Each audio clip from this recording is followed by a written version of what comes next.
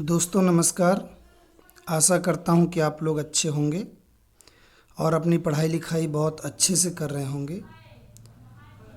मित्रों, समाज में बहुत सारे ऐसे लोग मिलते हैं, हमारे आसपास ऐसे व्यक्ति मौजूद होते हैं जो अपने नियमों के वसूलों के पक्के होते हैं, या फिर उनका व्यक्तित्व एक अलग ही प्रकार का होता है। हम लोग कई बार सोचने पर मजबूर हो जाते हैं कि आखिर क्या इस ढंग से भी रहा जा सकता है। लेकिन ऐसे लोग होते हैं और ऐसे ही एक व्यक्तित्व के बारे में, ऐसे ही एक चरित्र के बारे में आज हम लोग चर्चा करेंगे। नाम है बाल गोविंद भगत। यानी आज हम गद्य भाग का दूसरा पाठ पढ़ेंगे। बाल गोविंद भगत, राम वृक्ष बेनीपुरी की कलम से निकला ये व्यक्तित्व वास्तव में हमें प्रभावित करता है, हमें आकर्षित करता है और सोचने पर मजबूर करता है। मैं हूं शैलेंद्र, ये है मेरा परिचय। तो आइए पाठ की ओर चलते हैं।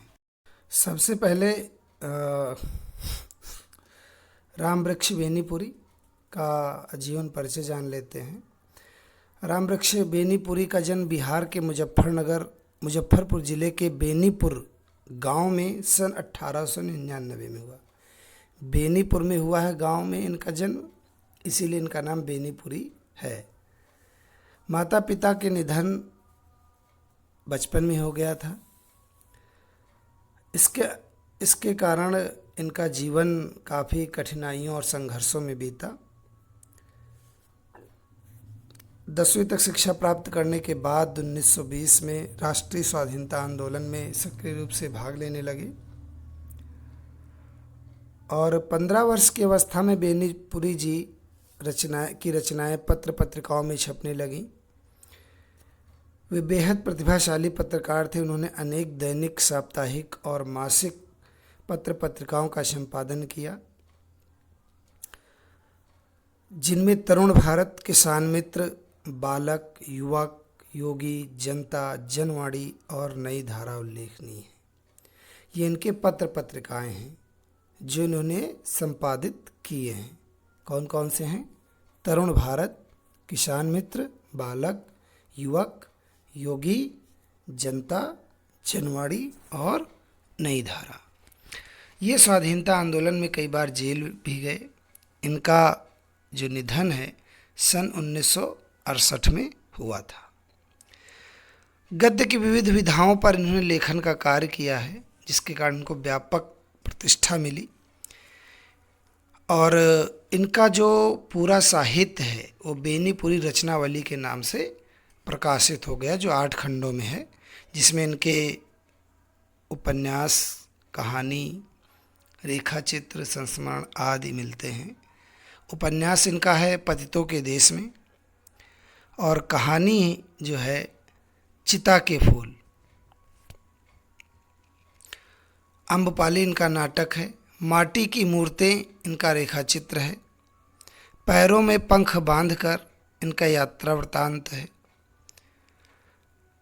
जंजीर और दीवारें इनका संस्मरण है। उनकी रचनाओं में स्वाधीनता की चेतना, मनुष्यता की चिंता और इतिहास के युग अनुरूप व्याख्या है। इतिहास की युग अनुरूप व्याख्या, इतिहास के युग के अनुरूप व्याख्या है। विशिष्ट शैली के कारण इन्हें कलम का जादूगर भी कहा जाता है। तो ये इनके बारे में था, इनका जीवन परिचय था। पाठ के बारे में थोड़ा सा जान लेते हैं। बाल गोविंद भगत रेखाचित्र है, और इस रेखाचित्र के माध्यम से एक ऐसे विलक्षण चरित्र का उद्घाटन किया गया है जो मनुष्यता, लोक संस्कृति और सामूहिक चेतना का प्रतीक है। मनुष्यता का प्रतीक है ना, मनुष्यता और लोक संस्कृति, जो हमारी लोगों की संस्कृति है। सामूहिक चेतना, व्यक्ति की बात नहीं करते हैं बल्कि समूह की बात करते हैं। वेशभूषा या बाह्य अनुष्ठानों से कोई सन्यासी नहीं होता। ये बाल गोविंद भगत जी की विशेषता है। लोग केवल कपड़े पहन लेते हैं और सन्यासी बन जाते हैं। कपड़े पहन करके आदमी कुछ भी बन सकता है ना? लेकिन ऐसा नहीं है। वेशभूषा से कोई सन्यासी नहीं होता। दुनिया भर के कर्म कांडों से कोई सन्यासी नहीं होता। इस पाठ में ये बताया गया है। और उसके प्रतीक हैं बाल गोविंद भगत। बाल गोविंद भगत इसी आधार पर लेखक को सन्यासी नहीं लगते। यह पाठ सामाजिक रूढ़ियों पर भी प्रहार करता है। समाज में जो रूढ़ियां हैं, गलत परंपराएं हैं, उन पर भी ये प्रहार करता है। इस रेखाचित्र की विशेषता यह है कि बाल गोविंद भगत के माध्यम से ग्रामीण जीवन का भी सजीव चित्रण किया गया है। अब पाठ शुरू करते हैं। बाल गोविंद भगत मझौले कद के गोरे चिट्टे आदमी थे। 60 से ऊपर के हो गए होंगे। बाल पक गए थे। लंबी दाढ़ी या जटाजूट तो नहीं रखते थे, किंतु हमेशा उनका चेहरा सफ़ेद बालों से ही जगमग किए रहता। कपड़े बिल्कुल कम पहनते। कमर में एक लंगोटी मात्र और सिर में कबीर पंथियों की सी कनफटी टोपी। जब जाड़ा आता एक काली कमली ऊपर से ओढ़े रहते। मस्तक पर हमेशा चमकता हुआ रामानंदी चंदन, जो नाक के एक छोर से औरतों के टीके की तरह शुरू होता। गले में तुलसी की जड़ों की एक बेडौल माला बांधे रहते। तो बाल गोविंद भगत कैसे थे? मंझोले कद के गोरे चिट्टे आदमी थे। उम्र उनकी लगभग 60 साल के आसपास रही होगी। बाल पक गए थे। लंबी दाढ़ी या जटाजूट तो नहीं रखते थे, जैसे सन्यासी या बाबा लोग रख लेते हैं। खूब लंबे लंबे बाल और खूब लंबी लंबी दाढ़ी, ऐसा उनके साथ नहीं था। किंतु हमेशा उनका चेहरा सफ़ेद बालों से ही जगमग किए रहता था। उनका चेहरा क्या करता था? सफ़ेद बालों से जगमगाया करता था, अर्थात बाल पक गए थे। कपड़े बिल्कुल कम पहनते थे, है ना, 1-2 कपड़े ही पहन लेते। कमर में एक लंगोटी मात्र और सिर में कबीर पंथियों की सी कनफटी टोपी। कनफटी टोपी जो कान के पास फटी रहती, कान बाहर निकला रहता है, उसे कबीर पंथी टोपी कहते हैं। तो वो पहने रहते। जब जाड़ा आता तो एक काली कमली ऊपर के से ओढ़े रहते, है ना, काला कंबल जो है ओढ़े रहते जाड़ों में। मस्तक पर हमेशा चमकता हुआ रामानंदी चंदन, कबीर पंथियों का सा थोड़ा सा वेश कह सकते हैं आप, जो नाक के एक छोर से औरतों के टीके की तरह शुरू होता और गले में तुलसी की जड़ों की एक बेडौल माला भी बांधे रहते। तो नाक पर एक रामानंदी चंदन और गले में तुलसी की जड़ों की एक माला पड़ी रहती थी। ऊपर की तस्वीर से यह नहीं माना जाए कि बाल गोविंद भगत जो है साधु थे।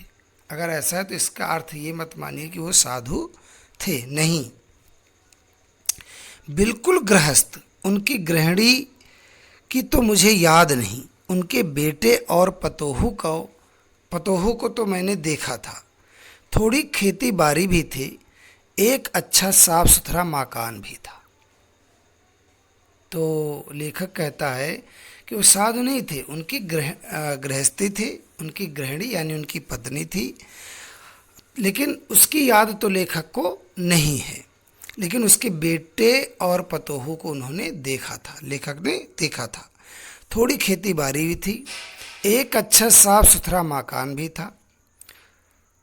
किंतु खेती बाड़ी करते, परिवार रखते भी बाल गोविंद भगत साधु थे। साधु की सब परिभाषाओं में खरे उतरने वाले थे।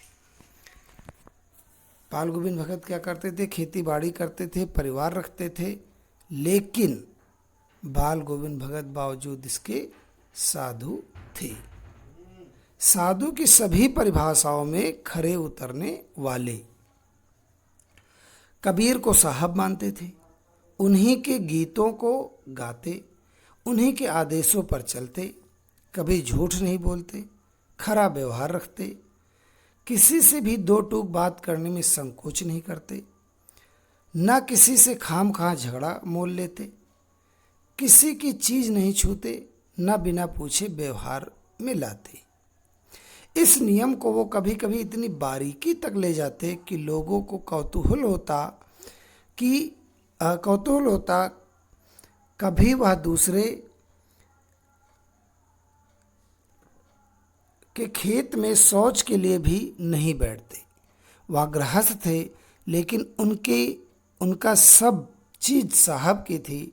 जो कुछ खेत में पैदा होता, सिर पर लाद कर पहले उसे साहब के दरबार में ले जाते, जो उनके घर से 4 कोस दूर पर था। एक कबीरपंथी मठ से मतलब वह दरबार में भेंट रूप रख लिया जाकर प्रसाद रूप में जो उन्हें मिलता उसे घर लाते और उसी से गुजर चलाते। इन सब के ऊपर मैं तो मुग्ध था, उनके मधुर गान पर जो सदा सर्वदा ही सुनने को मिलते। कबीर के वे सीधे साधे पद जो उनके कंठ से निकलकर सजीव उठते थे, है ना।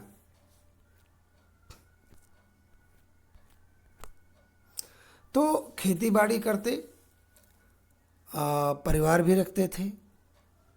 और शुरुआत में लेखक ने कहा कि उनके वेशभूषा से मत मानिए कि वो साधु थे, लेकिन वास्तव में वो साधु थे। साधु की सभी परिभाषाओं में वो खरे उतरते थे, कबीर को साहब मानते थे और उनके गीत गाते, उन्हीं के आदेशों पर चलते थे, कभी झूठ नहीं बोलते थे।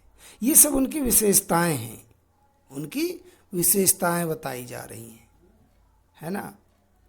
कि झूठ नहीं बोलते थे, दो टूक बात करते थे, है ना, खरी बातें करते थे, सीधे अपनी बात रखते थे। तुमको बुरा मानना है तो बुरा मानो, भला मानना है तो भला मानो, लेकिन बात साफ सुथरी करते थे। और किसी की चीज बिना पूछे न लेते थे न छूते थे, बल्कि यहाँ तक कि वो किसी के खेत में शौच तक के लिए नहीं बैठते थे, नहीं जाते थे।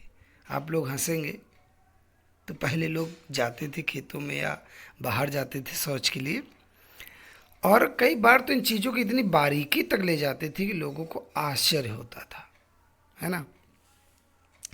इन सब चीज़ों पर लेखक मुग्ध था। तो उनके मधुर गान, कबीर के पदों को जब सीधे साधे पदों को गाते, तो उनके कंठ से, उनके गले से जब आवाज़ निकलती तो कबीर के पदों को सजीव कर देते थे, एकदम जिंदा कर देते थे। तो आज यहीं तक पढ़ते हैं, अगले भाग में इसके आगे पढ़ेंगे। आप सभी को धन्यवाद कि आपने पाठ सुना। और जाने से पहले मैं आपसे एक प्रश्न करूंगा, और प्रश्न ये है कि राम वृक्ष बेनीपुरी के किन्हीं 2 रचनाओं के आप नाम लिखिए। एक और प्रश्न पूछता हूँ कि ये जो पाठ लिया गया है बाल गोविंद भगत, ये किस संस्करण से, किस रचना से लिया गया है, किस रचना से इसे लिया गया है, ठीक है। तो ये आप बताइए। विदा लेते हैं, मिलते हैं अगले भाग।